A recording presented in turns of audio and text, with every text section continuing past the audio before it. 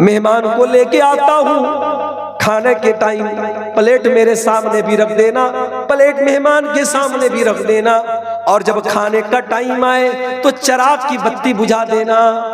अंधेरे में मैं मुंह चलाऊंगा, मेहमान खा लेगा, मेहमान का पेट भर जाएगा, हम दोनों भूखे रह जाएंगे, बच्चे भूखे सो जाएंगे, हमें अल्लाह इसका बेहतरीन बदला देगा।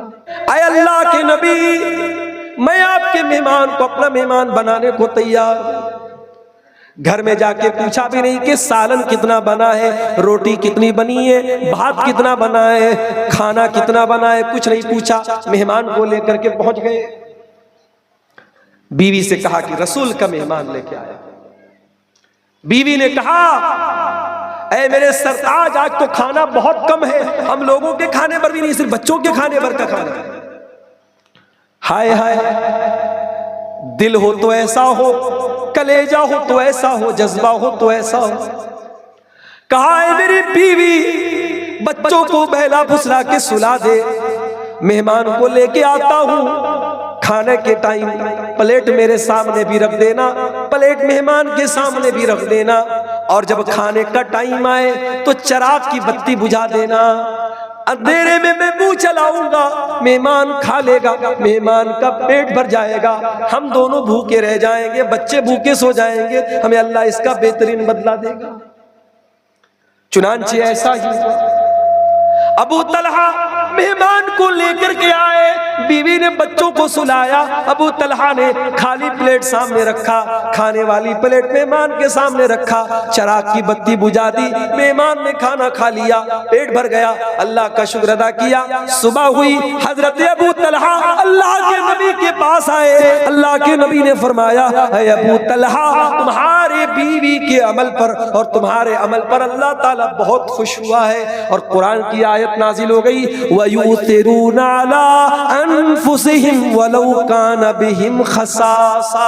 मेरे नबी के सहाबा अपना हक कुर्बान करके दूसरों की मदद करते हैं, उनको अपनी हाजत होती है मगर अपनी हाजत को कुर्बान करके दूसरों की मदद करते हैं।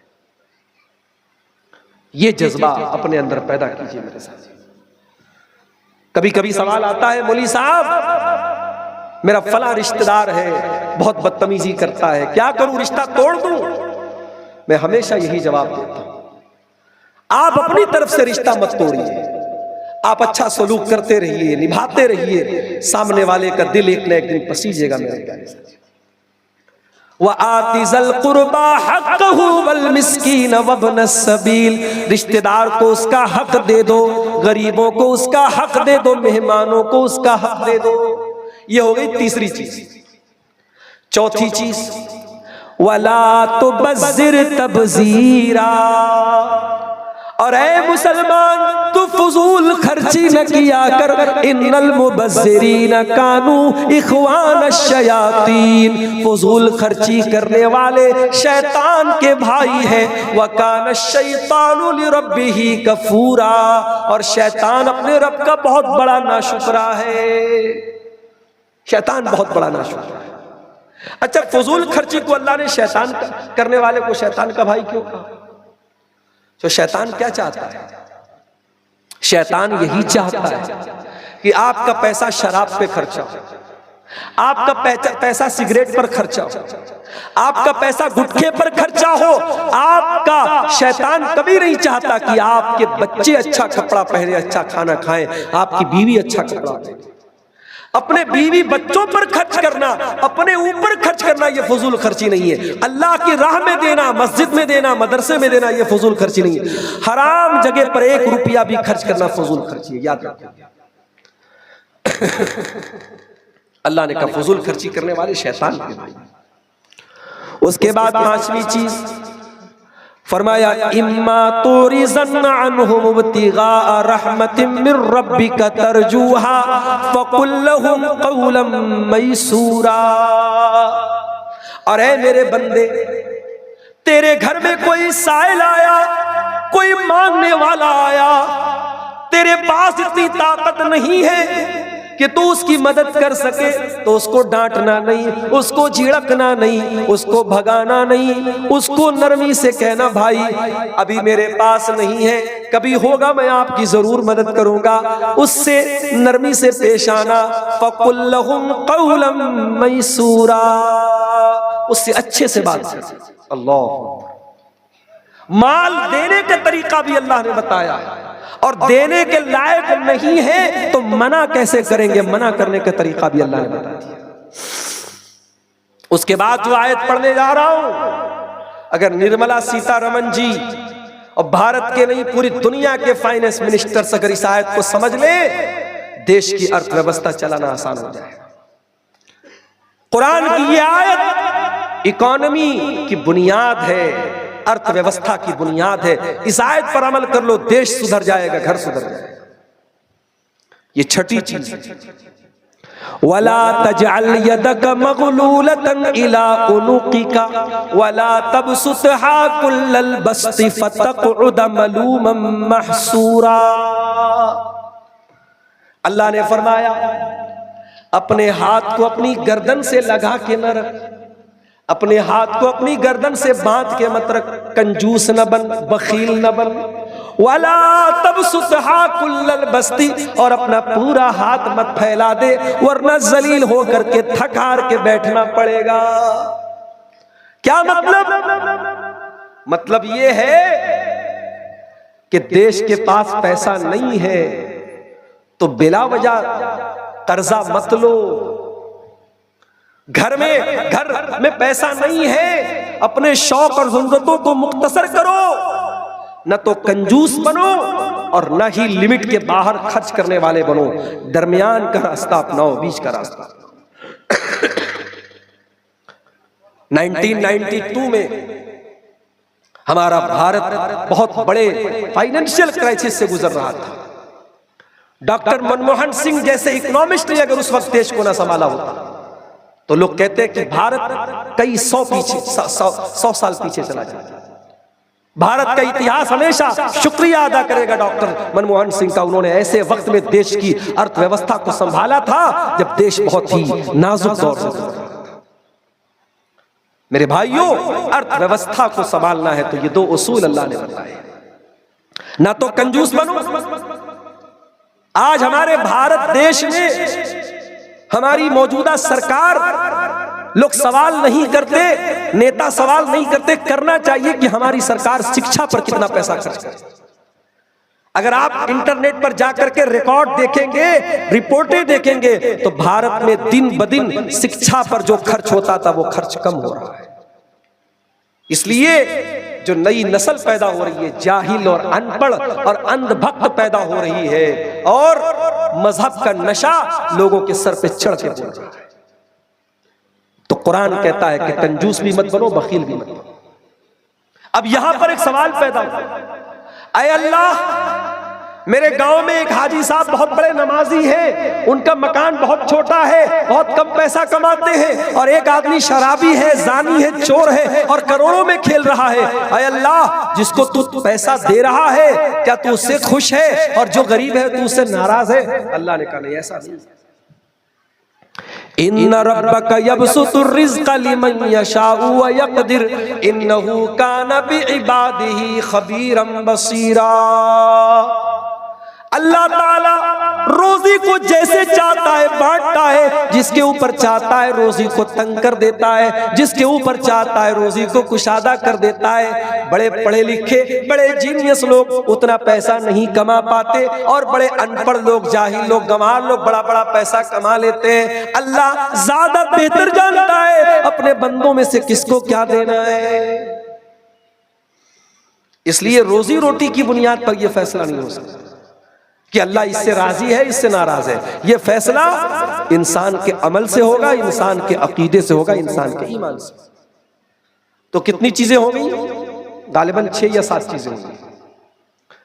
आगे बढ़िए। नंबर 8, वला तक़तुलू औलादकुम खशियत इमलाक। और ऐ ईमान वालों, अपनी औलाद को फाका कशी के डर से कभी कत्ल न करना।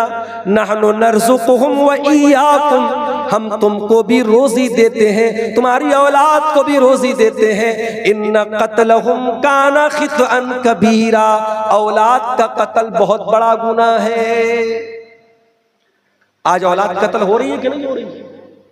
आज भी हो रही है। 1400 साल पहले भी हो रही थी, आज भी हो रही थी। 1400 साल पहले भी इसीलिए हो रही थी, क्या खाएगी, आज भी इसी डर से कत्ल कर देते कि साहब कैसे खाए, क्या खाए। अरे तू थोड़ी खिलाता है, तेरी जो औलाद पैदा होती है उस औलाद को अगर तू ये समझता है कि तू खिलाता है तो कुरान का फैसला सुन ले। अल्लाह कह रहा है तुम्हें भी खिलाने वाले हम हैं और उन्हें भी खिलाने वाले हम हैं। औलाद का कत्ल बहुत बड़ा पाप है मेरे साथी।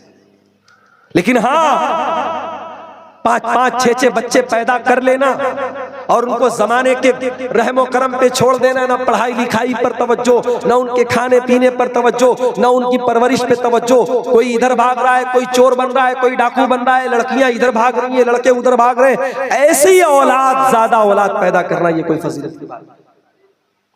हदीस में आया है कि ज्यादा औलाद पैदा करो, ज्यादा बच्चा जनने वाली औरत से शादी करो, मैं फक्र करूंगा। उसका मतलब ये नहीं है कि आप बच्चों की परवरिश पैदा करके भूल जाएं और बच्चे खूब पैदा कर लें और बच्चों के हुकूक से आप काफिल हो जाएं। मैं कई ऐसे लोगों को जानता हूं, 8-8 बच्चियां हैं, जवान जवान बेटियां हैं, लड़कियां काम करती हैं तब घर चलता है। साहब बेचारे रात में घर लौटते हैं, खाली हाथ जाते हैं, खाली हाथ लौटते हैं। उनका काम बस बच्चे पैदा करना है। माफ करना मेरे साथी, ये मुनासिब बात नहीं है।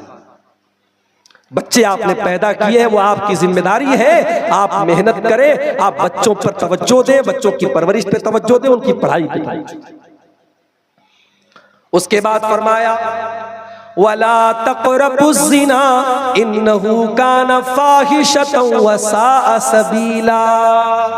ये नवा हुक्म है कुरान का, ज़िना के करीब न जाना। इन्नहु काना फ़ाहिशतन, ये बड़ा गंदा काम है, व साअ सबीला, और बहुत बुरा रास्ता है। अल्लाह ने रास्ता कहा, रास्ता क्यों कहा? रास्ते में जाना भी होता है, आना भी होता है। ऐ ज़िना करने वाले, तू ज़िना के जिस रास्ते पे चल के जा रहा है, कल तेरे घर भी कोई चल के उसी रास्ते पर आएगा। तू दूसरों की इज्जत लूट रहा है, कल तेरी इज्जत कोई लूटेगा। ज़िना के करीब न जाओ। और एक बात बोलूं, इस दौर का सबसे बड़ा फितना ये शर्मगाह का फितना बनता चला जा रहा है। इतनी तेजी से आपकी नौजवान नस्ल ज़िना की तरफ रागिब हो रही है, आप सोच नहीं सकते। इंस्टाग्राम, फेसबुक, स्नैपचैट, व्हाट्सएप, ये सारे सोशल मीडिया के प्लेटफॉर्म इल्लीगल रिलेशनशिप, नाजायज ताल्लुकात को बनाने का एक बहुत बड़ा अड्डा बनते चले जा रहे हैं। वजह क्या है? इंटरनेट के जरिए परोसा जा रहा है, सेक्स को परोसा जा रहा है।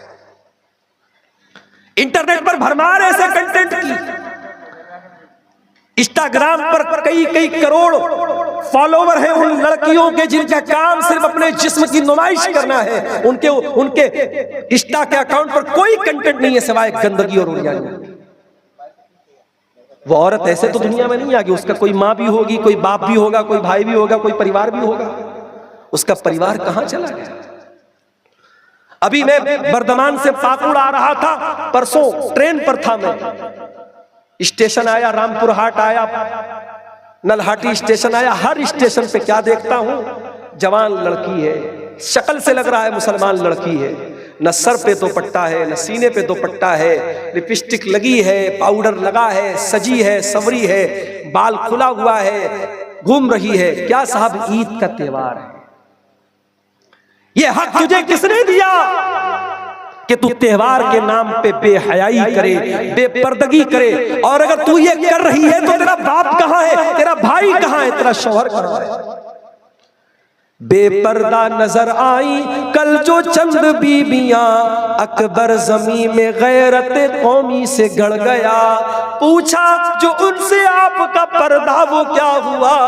कहने लगी कि अक्ल पे मर्दों के पड़ गया। जिस घर की लड़की बेपर्दा हो जाए समझ जाओ उस घर के आदमी क्या है? बेगैरत है। बेगैरत समझते हो? जिसके अंदर शर्म ना हो, गैरत ना हो, जो चुल्लू भर पानी में डूब मरने के काबिल हो, जिसकी बहन बेटी गलत काम करे, गलत रास्ता अपनाए, उसको कोई फर्क नहीं। जिनाकारी को रोकने के लिए इस्लाम ने कितना प्रबंध किया, कितना इंतजाम किया। लड़का शादी के काबिल हो गया, लड़की जवान हो गई। कुरान कहता है वअनकिहुल अयामा मिनकुम वस्सालिहीन मिन इबादिकुम व इमाइकुम इन यकूनु फुकरा युगनिहिमुल्लाहु मिन फज़लिही। अपने लड़कों की लड़कियों की शादी करा दो, अगर वो गरीब भी होंगे, परेशान भी होंगे, अल्लाह अपने फजलो करम से मालदार कर देगा। अल्लाह मालदार कर देगा।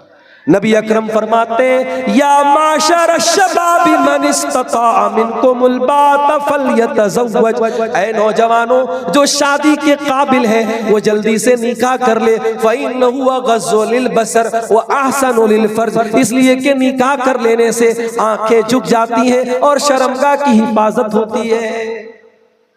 ये लड़के लड़कियां क्यों भाग के शादी कर रहे हैं?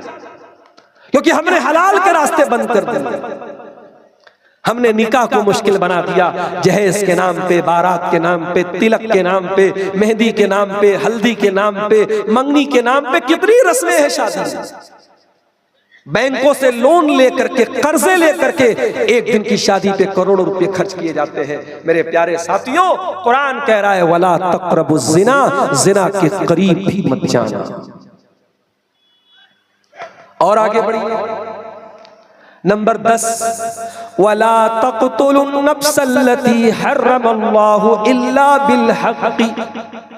और ऐ मेरे बंदो, किसी निर्दोष की हत्या न करना, किसी इनोसेंट पर्सन को, किसी बेकसूर को कत्ल न करना। वमन कुतिला मज़लूमन फ़क़द जअलना लिवलिय्यिही सुल्ताना फ़ला युसरिफ़ फ़िल क़त्ल इन्नहु कान मंसूरा। और जिसका भाई कत्ल कर दिया गया, जिसका बेटा कत्ल कर दिया गया, जिसका बाप कत्ल कर दिया गया, शरीयत ने उसको राइट दिया, सामने वाले से चाहे तो बदला ले ले, क़िसास ले ले, सामने वाले को भी कत्ल कर दे, और चाहे तो बदले में पैसा ले ले, एक बड़ा अमाउंट ले ले, जिसको शरीयत में दियत कहा जाता है। ये अल्लाह ताला ने ऑप्शन दिया है किसको? जो बेचारा मर गया है, मकतूल है, उसके घर वालों को अल्लाह ताला ने चॉइस दिया है, चाहो तो सामने वाले से सजाए मौत